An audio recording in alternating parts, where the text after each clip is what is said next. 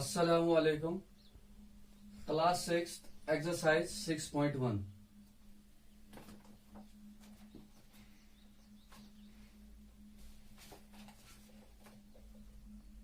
Rahul is 12 years old.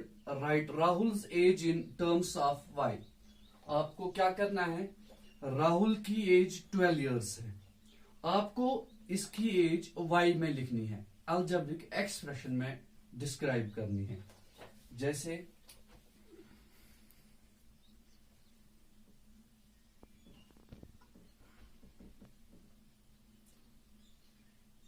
Time Rahul's as.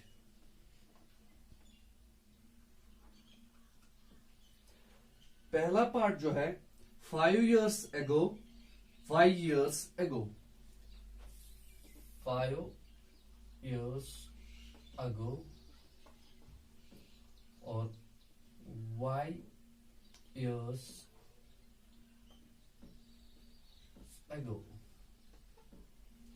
ये as आपको लिखनी है। इसका मतलब क्या होता है? राहुल की एज 12 इयर्स है। प्रेजेंट जो राहुल की एज है 12 इयर्स। अब आपको क्या करना है? 5 years ago इसकी एज लिखनी है, राहुल की एज। 5 years ago का मतलब 5 साल पहले। 5 साल पहले उसकी एज कितनी थी? लाइक अभी इसकी एज 12 साल है। 5 साल पहले इसकी age -5 which is equal to 7 years। 5 साल पहले वो 7 साल का होगा। इसी तरह y years ago, अगर आज राहुल 12 years ओल्ड है तो y years पहले कितनी उसकी एज होगी? वो होगी 12 minus y years। Question number 2, book पे ध्यान दे दो। There are x students in a class. They arrange themselves equally into the groups of 7. How many groups are there? Question समझने की जरूरत है। क्वेश्चन में क्या बोलता है? हमारे क्लास में x स्टूडेंट्स है और उनको ग्रुप्स में बांटा गया है। एक ग्रुप में 7 स्टूडेंट्स को रखा गया। अब आपको बताना है वहां पे कितने ग्रुप बन जाएंगे। एक एग्जांपल मैं देता हूं आपको।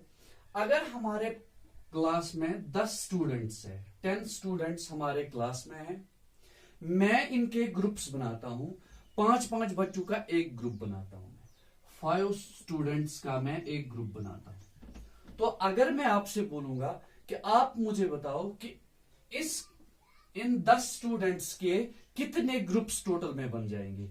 अगर एक ग्रुप 5 स्टूडेंट्स का होगा तो आपका जवाब होगा 10 divided by 5 which is equal to 2 groups.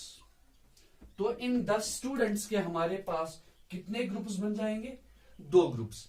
इसी तरह क्वेश्चन जो है आपका सॉल्व हो जाएगा। एक बार फिर से पढ़ता हूं। There are x students in a class. They arrange themselves equally into the groups of 7. How many groups are there? Total students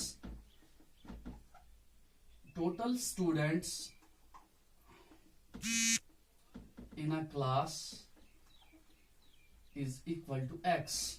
total students जो है क्लास में x है। Number of students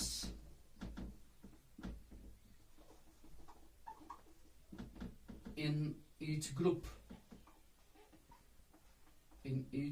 is equal to 7. Total students class में x है। हर एक group में 7 students है।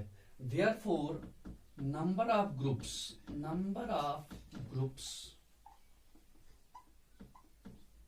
Is equal to x divided by 7। x divided by 7। Question number 3, the blue pencil is 6 meter long. The red pencil is x centimeter long. What's the difference in their lengths in terms of x?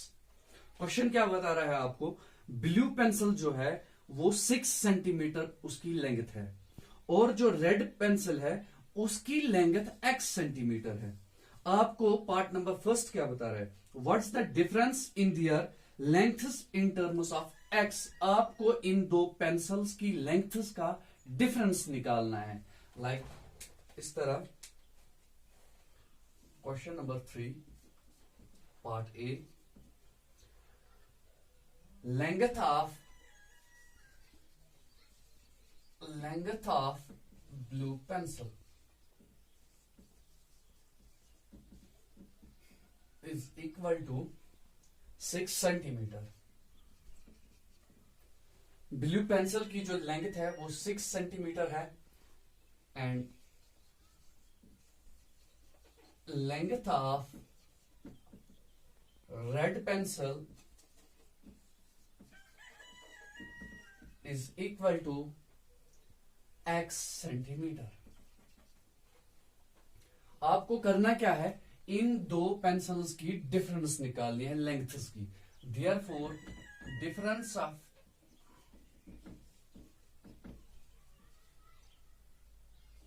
Difference is equal to, difference कितनी बनेगी, 6 minus x, 6 minus x, ये बन जाएगी difference centimetres. Question number 4, write the expressions for the following statements. नीचे आपके पास statements हैं, इनके expressions लिखने हैं। मान लो इनकी अलजेब्रिक एक्सप्रेशंस लिखनी है इन स्टेटमेंट्स को। First question number 4 part number A, आपका जो पहला पार्ट है 8 more than z, 8 more than z। एक एग्जाम्पल मैं बता रहा हूं आपको इस चीज को समझाने के लिए। अगर मैं आपको बोलूं 5 मोर देन 6 कितना होगा, 5 मोर देन 6 ये कितना होगा, तो आपका जवाब यही होना चाहिए 6 प्लस 5 इक्वल्स 11, ये आपका जवाब होगा। इसी तरह यहां पे 8 मोर देन z, z को इंक्रीज करना है आपको 8, वो बन जाएगा, जो एक्सप्रेशन हमारी बन जाएगी वो बन जाएगी z प्लस 8, z प्लस 8। इसी तरह इसमें दूसरा पार्ट आप खुद करोगे। तीसरा part x C part,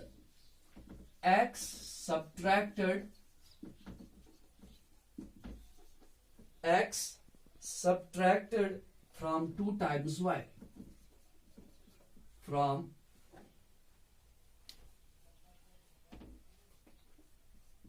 2 times y। ये जो सी पार्ट आपका है, x को सब्ट्रैक्ट किया है 2 टाइम्स y में से।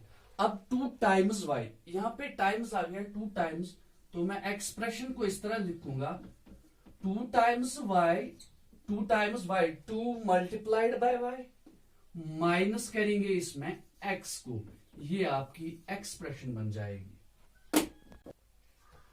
Question number 5, right the statement of the following expressions. ऊपर जो क्वेश्चन नंबर 4 था, स्टेटमेंट्स दिया गया था, आपको एक्सप्रेशन बनानी थी। अब यहां पे एक्सप्रेशन दी गई है, आपको स्टेटमेंट लिखना है। जैसे पहला part question number 5 part number A, 5/3a। जैसे आपको पता है कि ये अलजेब्रिक एक्सप्रेशन है और इसमें ऑपरेशन जो है मल्टीप्लीकेशन का। अभी आपने क्वेश्चन नंबर 4 में देखा, जहां पे मल्टीप्लीकेशन होता है वहां पे आप टाइम्स लिखते हो, तो जैसे 2 टाइम्स y था। अब यहां पे भी मल्टीप्लीकेशन है, तो यहां पे हम लिखेंगे 5/3 times a, 5/3 times a। Next 2x plus 4, 2b part, 2x plus 4। यहां पे मैं आपको बता दूं 4 को ऐड किया गया है 2x के साथ। इसको मैं इस तरह लिख सकता हूं स्टेटमेंट,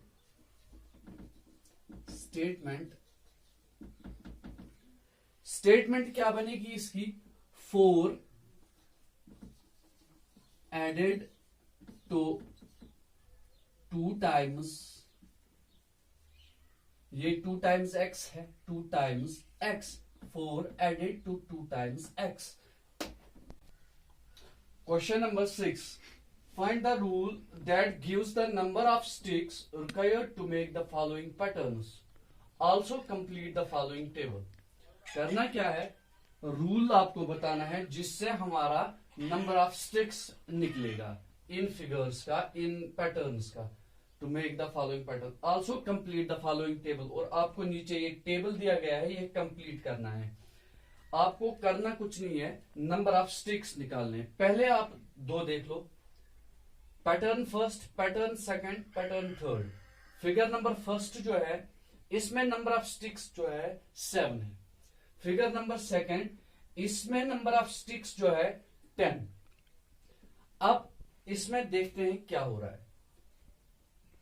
फर्स्ट फिगर के लिए 3, ये नंबर ऑफ स्टिक्स आए कैसे हैं? 3 multiply bye 1, 3 multiply bye 1 plus 4. 3 1s are 3 plus 4 which equals 7. तो फिगर फर्स्ट में नंबर ऑफ स्टिक्स जो है 7 है, दिया गया है, गिवन है. अब फिगर सेकंड के लिए 3 multiply bye figure number second plus 4. 3 2s are 6, 6 plus 4 10. तो इसमें दिया गया है नंबर ऑफ स्टिक्स 10. इसी तरह थर्ड फिगर में क्या हो जाएगा? 3 multiply by 3 plus 4. 3 multiply by 3 plus 4. 3 3s are 9, 9 plus 4 13. Figure number 4, fourth figure, 3 multiply by 4 plus 4 which is equal to 3 4s are 12, 12 plus 4 16. तो यहां पे 13 नंबर ऑफ स्टिक्स है और इसमें 16 नंबर ऑफ स्टिक्स है. तो लास्ट पे आपको रूल बताना था. रूल कौन सा लग गया इसमें? रूल 3 3 3 3 कॉमन है, तो 3. ये देख लो, ये बढ़ रहा है 1 2 3 4 5 6 7 8, ये जाएगा अप टू इंफिनिटी तक भी जा सकता है. तो इसको हम n लिखेंगे, 3n, और इसके बाद प्लस 4 4 4 4 कॉमन है, तो ये वाला रूल इसमें लग गया. Thank you. Have a nice day.